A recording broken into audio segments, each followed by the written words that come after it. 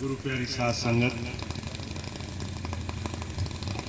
सबसे पहले मैं विधायक जी का बहुत बहुत धन्यवाद करता हूं।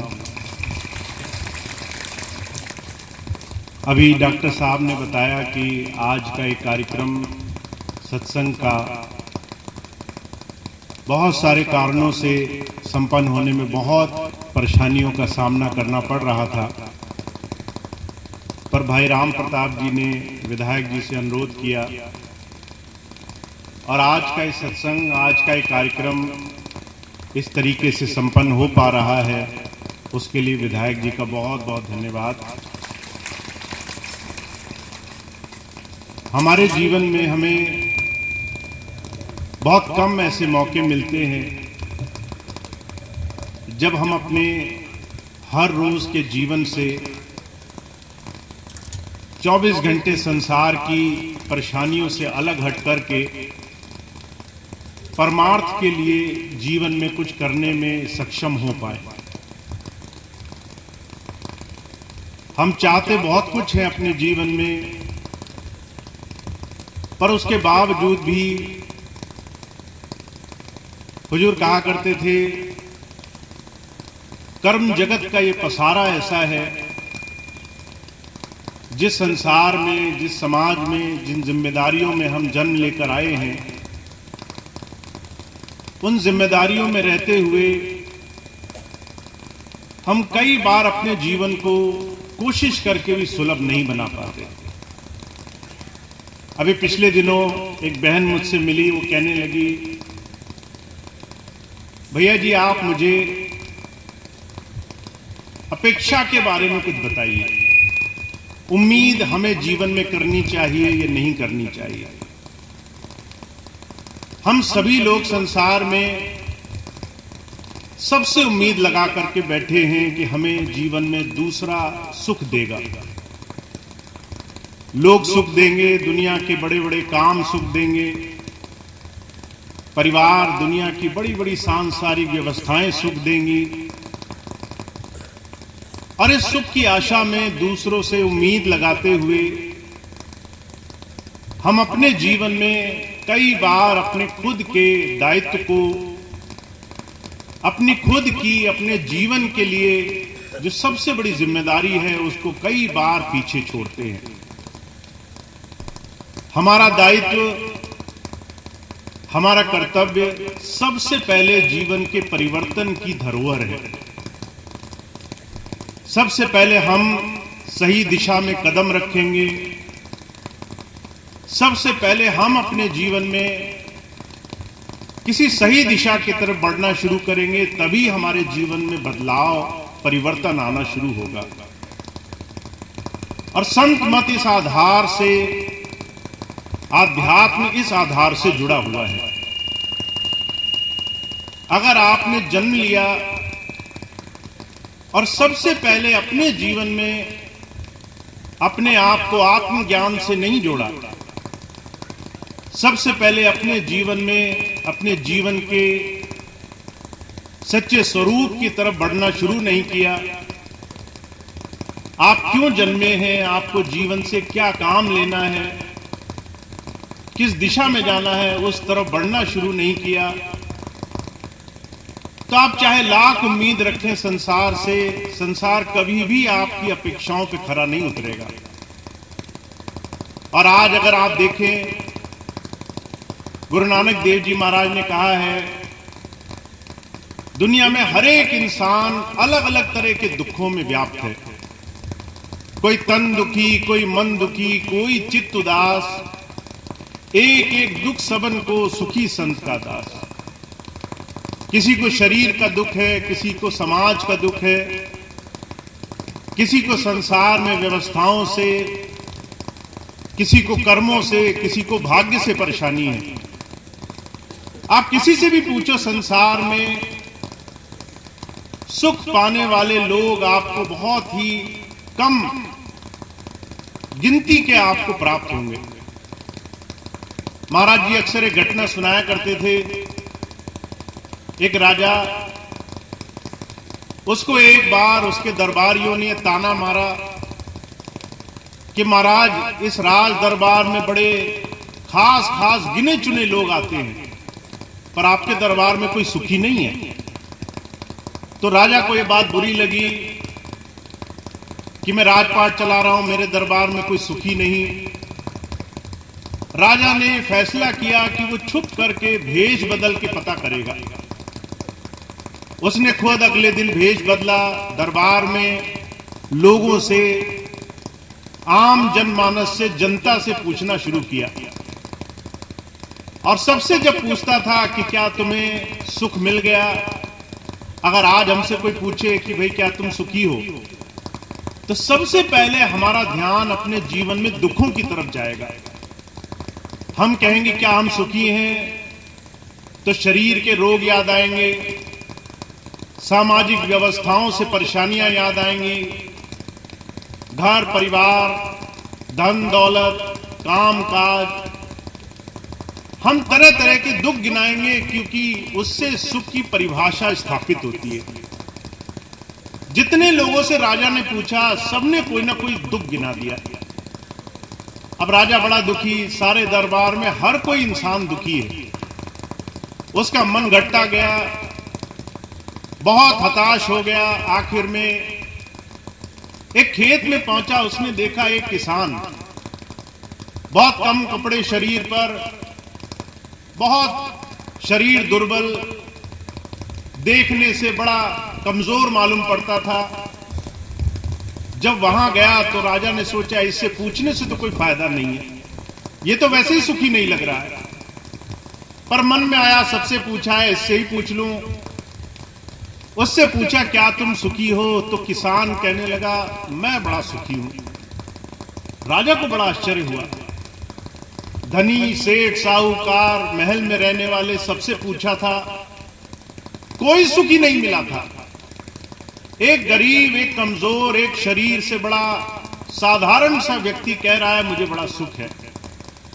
राजा ने पूछा भाई तुम्हें सुख किस बात का है?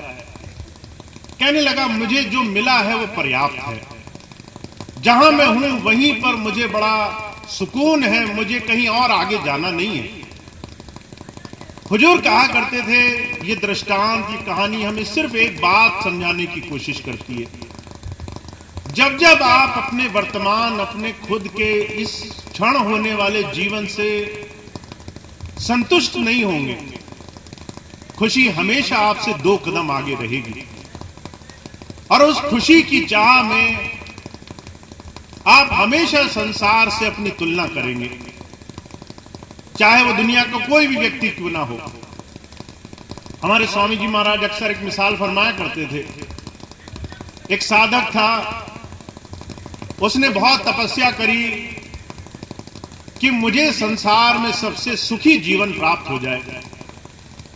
जब वो बहुत वर्षों की तप में कामयाब हुआ, भगवान प्रकट हुए, तो मन में इच्छा थी सुख वही सुख कहलाएगा जो दूसरों से ज्यादा होगा। अगर तुम्हारे पास 2 चीजें हैं, मेरे पास 4 होंगी तो मैं सुखी हूंगा। तो अब भगवान प्रकट हुए, साधक कहने लगा हे भगवान मेरी एक ही इच्छा पूरी कर दो, मुझे सुख मिल जाए, मुझे जीवन में आनंद मिल जाए। पर भगवान उसके मन की जानते थे। कहने लगे आज के बाद जो तुम मांगोगे तुम्हें मिलेगा, पर मेरी शर्त यह है कि जितना तुम मांगोगे उससे दुगना तुम्हारे पड़ोसी को मिलेगा। और यह कहकर वो अंतर्ध्यान हो गए। अब जिसको वो सुख समझ रहा था वही दुख का सबसे बड़ा कारण बन गया। दूसरों से ज्यादा चाहिए था, अब दूसरों को ज्यादा मिलने वाला था। उसको बड़ा दुख हुआ।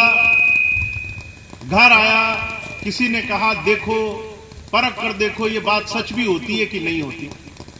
रात को उसने मन में एक इच्छा करी कि मेरा 7 मंजिला मकान हो जाए।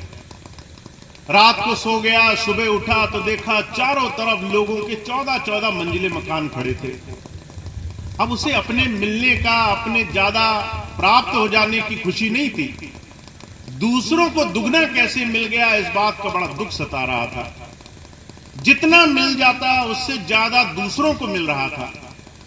अपने मिलने की खुशी नहीं थी, दूसरों के ज्यादा मिलने का गम ज्यादा था। एक धूर्त व्यक्ति मिला, उसे कहने लगे तुम्हारे सुख का एक ही इलाज है, अगर सुख ज्यादा मिलेगा, अगर तुम तकलीफ मांगो तो दूसरे को तकलीफ भी तुमसे ज्यादा मिलेगी। अब सिर्फ इस चाह में कि मैं सुखी कहलाऊं, उसके मन में यह विचार आया कि मैं अपने लिए कष्ट मांगूंगा, और उसने भगवान से कष्ट मांगने शुरू किए कि हे भगवान मेरी एक टांग टूट जाए। उसकी एक टूटी, पड़ोसियों की दोनों टूट गई। उसने कहा हे भगवान मेरी एक आंख फूट जाए। उसकी एक फूटी, पड़ोसियों की दोनों फूट गई। उसने कहा हे भगवान मेरे घर के आगे कुआं खुद जाए। उसके घर के आगे एक खुदा, पड़ोसियों के यहां दो दो खुद गए, पर वो भूल गया, सिर्फ वही चलने के योग्य रहा। सबकी तो टांगें टूटी हुई थी। मन में एक खुशी का आभास था कि मैं दूसरों से अब अव्वल हूं। दूसरों के पास दोनों टांगें नहीं है, मेरे पास एक तो है। दूसरों के पास दोनों आंखें नहीं है, मेरे पास एक तो है। हुजूर कहा करते थे आज संसार में कहीं ना कहीं हमारे मन की स्थिति यही है, दूसरों के सुख को देखकर हम दुखी हो जाते हैं। हमें जो देता है भगवान, हम उसका शुक्र नहीं अदा करते। जो हमें मिला हुआ है हम उसमें खुश नहीं हो पाते, क्योंकि दूसरों के ज्यादा मिलने का आभास हमें दुखी कर रहा है। पर इसका अंत परिणाम क्या है? महाराज जी कहा करते थे वो अकेला एक आदमी था जिससे एक पैर से चलना आता था, एक आंख फूटी थी, धोखा हुआ, कुएं में गिर गया, उसकी मौत हो गई। जिस भाव से वो जीवन में जी रहा था उसका एक क्षण में अंत हो गया। तो जब संत आते हैं, महापुरुष आते हैं, कहते हैं संसार में ज्यादा मिलने से कोई खुशी नहीं हुआ। किसी को तृप्त होना आ जाए, संतुष्ट होना आ जाए अपने मिले में, उसे भगवान का धन्यवादी होना आ जाए, ये इस मन की अवस्था को संसार में सिर्फ साधना से पाया जा सकता है। आपको लगता होगा मैं जब चाहे अपने मन में उस भगवान का शुक्रिया अदा कर सकता हूं, पर आप इस चीज को करके देखना, जब आप कोशिश करोगे कि मैं उस भगवान की किसी अच्छाई का गुणगान करूं, मन आपको 10 बुरी चीजें जो आपके साथ हो रही हैं वो आपको गिनाना शुरू कर देगा।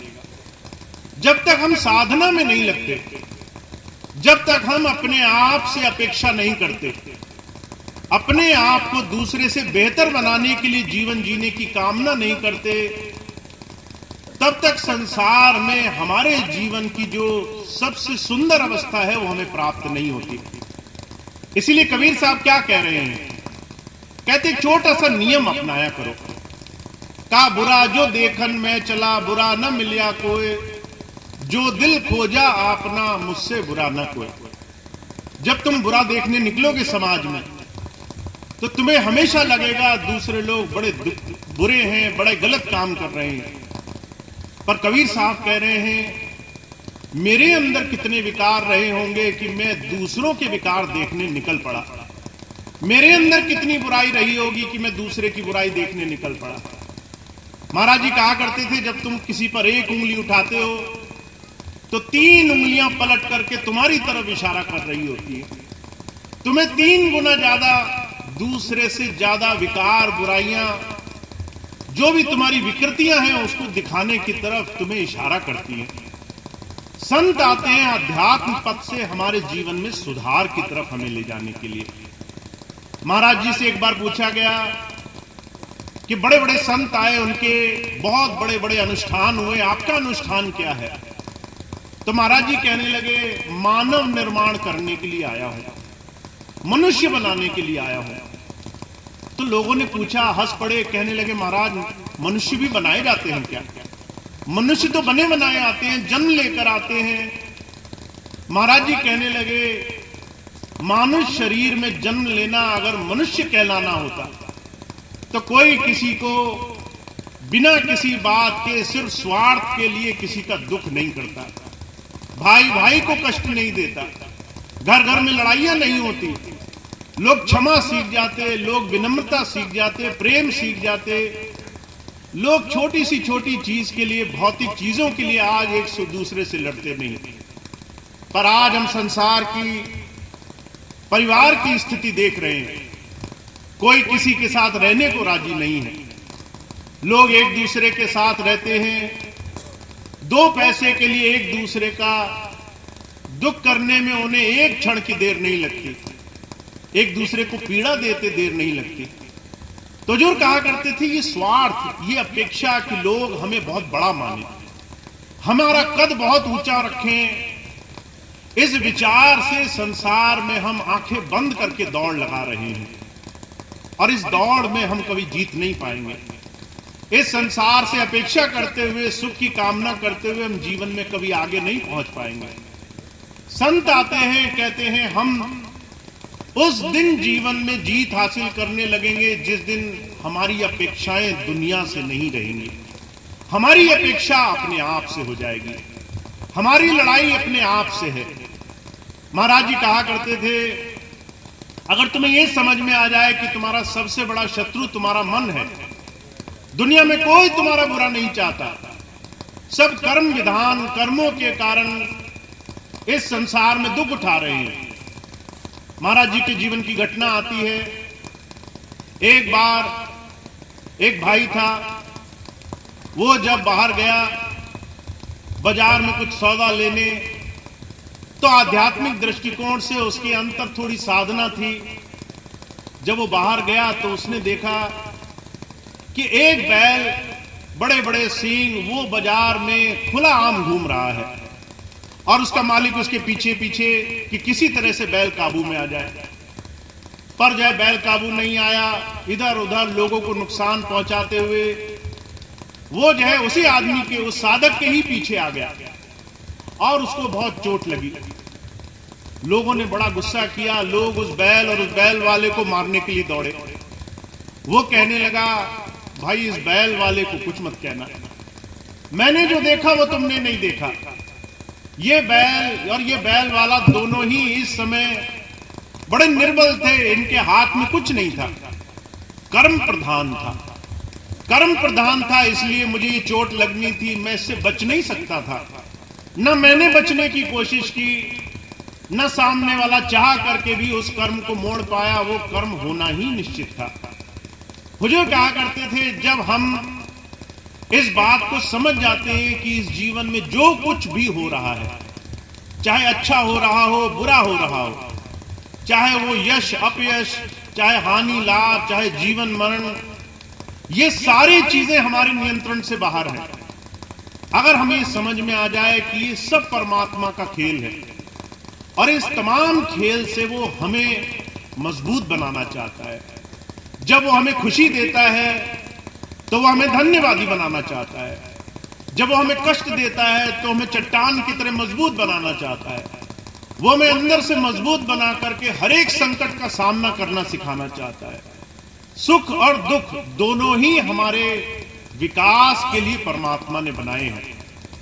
हुजूर बड़ी सुंदर कहावत कहा करते थे, कुशल मल्ला नाव खेने वाला कभी सूखी रेत पर नाव चलाना नहीं सीखता। अगर उसे नाव चलाना आना है तो उसे तूफानों में ले जाना पड़ता है, तूफानों के अंदर ही नाव चलाने और नाव को बचाने की योग्यता पैदा होती है। संकट में, परेशानियों में ही हमारे अंतर से मजबूती, हमारे अंदर से सही दिशा के निर्धारण की दिशा पैदा होती है। जब कष्ट आए तो घबराना नहीं, जब परेशानी आए तो कभी यह मत सोचना कि तुम्हें परमात्मा सजा देना चाहता है। तुम्हें परमात्मा तुम्हारे अंदर के उस योग्यता से, गुणों से जोड़ना चाहता है जिससे तुम अपने जीवन को, अपने आप को इस जीवन काल में दुनिया से ऊपर उठा सको, दूसरों से विशेष बना सको। हुजूर कहा करते थे, संत मत की परिकाष्ठा है। संत आते हैं अपने जीवन का उदाहरण दे करके कुछ दुनिया के सामने ये व्यक्तित्व पेश करना चाहते हैं। पहले वो खुद अपने आप से उदाहरण करते हैं। कबीर साहब ने कहा, पहले दाता शिख बना भया जिन तन्मन अर्पाशीष, पाछे दाता गुरु भया जिन नाम करी बख्शीश। परमात्मा जब खुद संसार में आया तो वो किसी इंसान के किसी शरीर के माध्यम से उदाहरण पेश करने के लिए आया। उसने आकर संसार में चमत्कार नहीं किए, उसने अपने व्यक्तित्व से दुनिया को उदाहरण पेश किए। भगवान राम आए संसार में। लोग कहते हैं भगवान राम तो सर्वगुण संपन्न थे, भगवान विष्णु के अवतार थे, जब चाहे जैसे चाहे कुछ भी कर सकते थे। रावण को मारना उनके लिए एक क्षण का काम था, भगवान से ऊपर कौन हो गया। पर उसके बावजूद भी उन्होंने संसार में सारे वो काम किए जिससे उनके व्यक्तित्व से दुनिया को उदाहरण मिल सके। राजपाट मिलने वाला था, रातों रात उन्हें सन्यास उनके पिताजी के द्वारा मिल गया। जब सन्यास मिला तो उन्होंने ये व्यक्तित्व दिखाया कि पिता की आज्ञा दुनिया की धन दौलत रुपए पैसे मान पदवी से भी ज्यादा बड़ी है। उन्होंने उस आज्ञा को सहर्ष स्वीकार किया। 14 वर्ष वनवास किया, कुछ नहीं ले गए, जंगलों में बियाबानों में सूखी रोटी खाकर साधारण रूप से जीवन जिया, पर अपनी मर्यादा, अपने व्यक्तित्व, अपने जीवन से हमारे और आपके सामने एक आदर्श प्रस्तुत किया। जब संकट आए तो तुम्हारा भरोसा, तुम्हारे उस इष्ट पर विश्वास ऐसा होना चाहिए कि तुम उस विश्वास से अपने तमाम संकटों को अपने जीवन में अपने आप को निखारने की कला समझो। उसमें उस परमात्मा का संदेश, उसका संकेत जीवन में भांपने वाले बनो, अपने आप को मजबूत बनाने वाले बनो। तो हमारे स्वामी जी महाराज एक ही बात कहते हैं, अध्यात्म के लिए, जीवन में धर्म के लिए आपके व्यक्तित्व को बनाना, ये परमात्मा का संदेश है। आपको, आप किसी भी धर्म को, किसी भी परमार्थ को, संसार में किसी भी बहुत ऊंचे उद्देश्य को सिर्फ बाहरी तौर पर पूरा नहीं कर पाओगे, पर उसी उद्देश्य को आप अपने जीवन से एक अच्छा नेक सच्चा इंसान बन करके, एक सेवा को अपने जीवन में उद्देश्य बना करके, साधना को अपने जीवन का लक्ष्य बना करके बड़ी आसानी से कर सकते हो। और जब आप अपने जीवन में ऐसा उदाहरण बन जाओ तो आपके लिए जीवन में सारे काम आसान हो जाएंगे। महाराज जी इसके लिए बड़ी सुंदर घटना सुनाया करते थे। एक महात्मा जी थे, एक माता अपने बच्चे को हर बार महात्मा जी के सत्संग में ले जाया करती थी। एक बार सत्संग में जब माता गई, महात्मा जी से कहने लगी, मेरे बच्चे को बड़ा कष्ट होता है, पेट में बड़ा दर्द होता है, बहुत मीठा खाता है, ये इतनी चीनी खाता है, इतना मीठा खाता है, इसको बहुत पेट में पीड़ा होती है, मेरे से देखा नहीं जाता, आप समझाओगे तो शायद समझ जाएगा। महात्मा जी कहने लगे, अगले महीने के सत्संग में लाना। 1 महीना गुजर गया, महीने भर बच्चे को उतनी ही पीड़ा रही, माता को रोज कष्ट हुआ, पर अगले महीने तक रुकना ही था। 1 महीना रुकने के बाद जब दोबारा सत्संग हुआ तो महात्मा जी के पास वो दोबारा से वही शिकायत लेकर गई।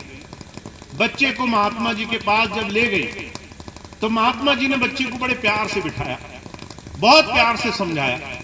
कहने लगे, मीठा खाने से शरीर में कष्ट होता है, मीठा खाने से शरीर में पीड़ा होती है, अंदर शरीर दुर्बल हो जाता है, और 10 तरह की बातें बताई। बच्चे ने गुरुजी की बात को सर पर रखा, उनकी बात को मान लिया, धीरे धीरे चीनी खानी, मीठा खाना छोड़ दिया, उसके दर्द, उसकी पीड़ा दूर हो गई। अब माता को बड़ा आश्चर्य हुआ, यही बात अगर गुरुजी 1 महीना पहले कह देते तो क्या फर्क पड़ता। 1 महीना मेरे बच्चे को कष्ट हुआ, उसके मन में ये बात लगी रही। जब वो दोबारा गई तो गुरुजी से सवाल किया, गुरुजी एक बात मुझे पूछनी है, अगर यही बात, यही समझाना आप 1 और महीना पहले कह देते तो बच्चे का 1 महीने का कष्ट भी ना देखना पड़ता। गुरुजी कहने लगे, मैं कह तो देता, पर तब तो मैं खुद भी गुड़ मीठा खाता था। जब मैं खुद मीठा खाता था तो दूसरे को बोलने से क्या हो जाता। जब तक मेरे आचरण में कोई चीज नहीं, दूसरे के कहने से, दूसरे के करने से असर नहीं पड़ता। तो हुजूर कहते हैं, कबीर साहब कहते हैं, पहले संत महापुरुष गुरु जितने भी आप अवतरित पुरुष जानते हो, उन्होंने पहले शिष्य बनकर के जीवन में आचरण किया है, पहले अपना जीवन बनाया है, पहले खुद उन्होंने उस प्रभु भक्ति की, अपने जीवन में सच्चाई, नेकी, कमाई की साधना करी है। तो हमें और आपको अपने जीवन में सिर्फ एक छोटी सी बात समझनी है। हुजूर कहा करते थे, आपको कहना छोड़ करके करना शुरू करना है। कहते हैं करते नहीं, मुंह के बड़े लबार, तिनके मुख काले होंगे सदगुरु के दरबार। कहते अगर आप सिर्फ कहते रहो कि मैं साधना कर रहा हूं, आज नहीं कल कर रहा हूं, कल नहीं परसों कर रहा हूं, कहते रहो, खूब चर्चा करो, लोगों के सामने खूब बात बनाओ, पर कभी कदम न रखो, कभी आचरण न करो, कभी जीवन में एक सच्ची बात को अनुपालन न करो, तो जीवन में कभी बदलाव नहीं आएगा। तो महाराज जी कहते हैं जीवन में एक सच्ची बात को जीवन में लाना है, अपने जीवन में महापुरुषों की बात से जीवन जीना है। तो सबसे पहली बात, अपेक्षा दूसरों से नहीं, अपने आप से करना शुरू करना है। हम पहले से बेहतर हो जाएं, हम दूसरों के लिए, अपने प्रियजनों के लिए, अपने घर परिवार के लिए अपने आप को उदाहरण बना करके जीवन में ऐसा जीवन बना लें। तो इस बात को जीवन का आधार बनाएं। अपने आप पर आप धीरे धीरे जीवन को हर रोज सुधारने, निखारने की तरफ लेकर चले। रोज रोज अपने जीवन को भक्ति साधना से जोड़ें। इस जीवन में धीरे धीरे विकृति विकारों को निकालना शुरू करें, जिससे जीवन का लाभ आपको मिलने लग जाए। तो इतनी बात हमारे स्वामी जी महाराज की है। जिस दिन आप अभ्यास आचरण को जीवन का आधार बनाओगे, उस दिन आपको जीवन का लाभ मिलेगा। और इसके साथ साथ एक और खास चीज जो दुनिया के सभी महापुरुषों ने कही है, अभी थोड़ी देर पहले राम प्रताप भाई इस बात की याद भी दिला रहे थे। हमारे जीवन में हम सिर्फ अंदर से साधना नहीं कर सकते, हमारा शरीर और हमारा मन भी उसके अनुकूल होना चाहिए। अभी कुछ दिन पहले की बात है, मैंने देखा बरेली में सत्संग था। सत्संग के दौरान बहुत से माताएं, बहनें, भाई हमारे पास आए। जब आए तो जो है शरीर से बड़ा कष्ट था उनको। अगर 10 लोग आए तो 9 लोग ऐसे थे जिन्होंने शरीर की परेशानी कही कि मुझे पैर में दर्द होता है, मुझे सर में दर्द होता है, मुझे फलाने रोग लग गए, शुगर बढ़ गई, मुझे बीपी की शिकायत है। मैंने देखा 10 में से 9 लोग ऐसे जो शरीर की समस्याओं से परेशान हैं। उस दिन सत्संग में मैंने एक बात कही, मैंने कहा अगर आपका शरीर स्वस्थ नहीं होगा तो आप ध्यान कैसे करोगे? अगर आपका शरीर स्वस्थ नहीं होगा तो आप गुरुजी की सेवा में कैसे लगोगे? कल को मान लिया गुरुजी ने कह दिया चलो चलकर सेवा करते हैं, आप कहोगे हम पे तो चला ही नहीं जाता, हम सेवा क्या करें? हम पे तो उठा बैठा नहीं जाता, हम सेवा क्या करें? तो इस शरीर का ध्यान रखना भी ये हमारी जिम्मेदारी है। और हमारा भारतवर्ष ये आयुर्वेद की शिक्षा देता है कि अगर हमने एक छोटी सी बात का ध्यान रखा, माताएं मैंने खास तौर से इसकी जिम्मेदार है, आपकी जो रसोई है ये आपका औषधि केंद्र है। आपको भारत में जो खाने पीने की संस्कृति दी गई है, ये खाने पीने की संस्कृति लोगों को निरोगी रखने का मूल मंत्र है आपके हाथ में। अगर आपको याद होगा, आपकी दादी नानी अगर कोई तकलीफ में आया तो वो घर में ही कोई औषधि पीस कर दे दिया करती थी। वो जो है हल्दी, जीरा, मेथी, इन तमाम चीजों से ही इलाज कर दिया करती थी। आज हमें अगर जरा सी तकलीफ होती है तो हम फौरन डॉक्टर के पास भागते हैं। अभी हमने पिछले दिनों एक भाई मिले, वो मेरे पास आए इतना बड़ा झोला लेकर के। मैंने पूछा इस झोले में क्या है? कहने लगे दवाइयां हैं। वो दवाइयां इतनी ज्यादा थी, अगर उसे थाली में रख दिया जाए तो भोजन से ज्यादा दवाइयां होंगी। अगर आप विचार करें, हम जिस तरीके से शरीर को दूसरी तमाम चीजों पर निर्भर कर रहे हैं, छोटी छोटी चीजें भूल रहे हैं, तो उससे हमारे जीवन में बहुत नुकसान होता है। तो महाराज जी एक बात कहा करते थे जो मुझे हमेशा याद आती है। महाराज जी कहा करते थे, अगर तुमने भोजन को औषधि की तरह नहीं किया तो औषधि तुम्हें भोजन की तरह खानी पड़ जाएगी। अगर तुमने भोजन को जरूरत से कम नहीं किया तो तुम्हें दवाई जरूरत से ज्यादा खानी पड़ जाएगी। तो भोजन का ऐसा हमारे शरीर में असर है। और उसके लिए एक छोटी सी चीज जो हमेशा सुहजूर कृपाल सिंह जी महाराज कहा करते थे कि कोई भी इंसान कम खाने से नहीं मरा। बहुत से लोग ज्यादा खाने से बहुत से रोग से ग्रसित हो गए और ज्यादा खाने से मर गए। तो अगर आप भोजन को समझ लें और भोजन को अपने शरीर, अपने ध्यान, अपनी साधना का हिस्सा बना लें, आप ये माने कि शरीर को मैं जो भी देता हूं वो मेरे शरीर को चलाता है। तो अगर शरीर को गलत चीजें दोगे तो शरीर चलना बंद हो जाएगा, और अगर शरीर चलना बंद हो गया तो परमात्मा की भक्ति तो बहुत दूर की बात रही। आप शरीर सी परेशानियों से ही अपने आप को आगे नहीं ले जा सकते। तो एक छोटा सा मूल मंत्र अपना लें अपने जीवन में, जिसे मैं बहुत साधारण चीज मानता हूं कि हमेशा अपनी जरूरत से थोड़ा सा कम खाया करो। अगर आपको कहीं मेहमान नवाजी में जाना है, लोग जिद करें, लोग कहें ये खा लो वो खा लो, तो ध्यान रखो जाना तुम्हारे ही शरीर के अंदर है। अगर तुम्हें उस चीज से रोग लग गया तो तुम्हें ही उसका भुगतान चुकाना है। तो वहां कितना खाना है, कैसे खाना है, क्यों खाना है, सब विचार करके किसी चीज को हाथ लगाओ। तो हमारे महाराज जी 3 बातें कहा करते थे, कहते थे 2-3 चीजें तुम अगर अभी से समझ लो तो तुम्हारा पूरा पूरा लाभ हो जाएगा। पहली चीज ये, जो श्रम करते हैं उन्हें 3 समय भोजन करने का अधिकार है। तो जो किसान है, बहुत मेहनत कर रहा है, वो जो भी खाएगा उसको हजम है। जो भाई मेहनत मजदूरी कर रहे हैं वो तीनों टाइम खाएं, उनको वो शरीर में लगेगा। और हम और आप जिनको बैठने का काम है, जिनको घर में काम है, जो बहुत कम हिलते डुलते हैं, जिनको ज्यादा कुछ करना नहीं है, वो 3 टाइम खाएं तो वो रोग बन जाएगा। तो जो है उस वक्त अपने आहार को संतुलित कर ले।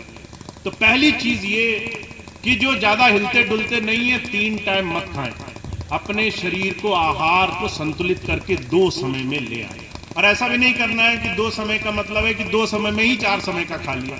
अपने शरीर को संतुलन रखना है। दूसरी चीज, खास चीज मैं बहुत से भाई बहनों को कहता हूं, अगर आप 2 चीजें छोड़ना चाहें अपने आहार में, तो पहली चीज सफेद चीनी, आपको उसका बदलाव करना है। सफेद चीनी ऐसी चीज है जो छोटे बच्चों के लिए तो बिल्कुल अच्छी नहीं है। 1 साल के जो बच्चे हैं, जिनको बच्चे को बहुत प्रेम से लोग मिठाइयां खिला देते हैं। अभी पिछले दिनों एक बहन आई और वह अनुप्राशन कराने लाई अपने बच्चे का, मुंह जुठाने के लिए पहली बार, और बाजार से मीठा लेकर आई। तो मुझे ये बात बड़ी बुरी लगी। मैंने कहा उस बच्चे को अगले 3 साल तक मीठा नहीं देना चाहिए, और आप तो उसका पहला ही निवाला मीठे से शुरू कराना चाहते हो।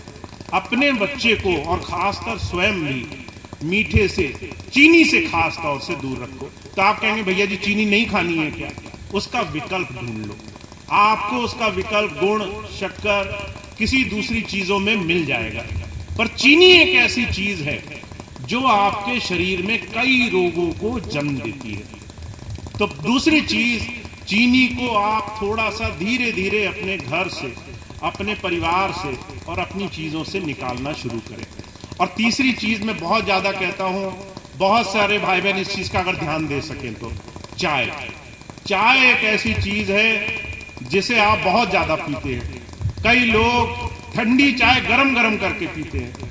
कई लोग ऐसे हैं जो जब चाय पीते हैं तो जो है वो रुकने का नाम नहीं लेते। अभी पिछले दिनों एक भाई मिले जो है मेरे पास आए, कहने लगे भैया जी 30-40 चाय हो जाती है। मैंने कहा अगर तुम इतनी चाय पियोगे तो तुम्हारे गैस की, तुम्हारे शरीर में अन्य कई रोगों की शुरुआत तो तुम्ही ने कर दी। तो मैं हमेशा एक अनुरोध करता हूं, अगर आप कहते हो मैं 4 चाय पीता हूं, तो मैं ये नहीं कहता आप बिल्कुल छोड़ दो, आप धीरे से उसे कम करना शुरू कर दो।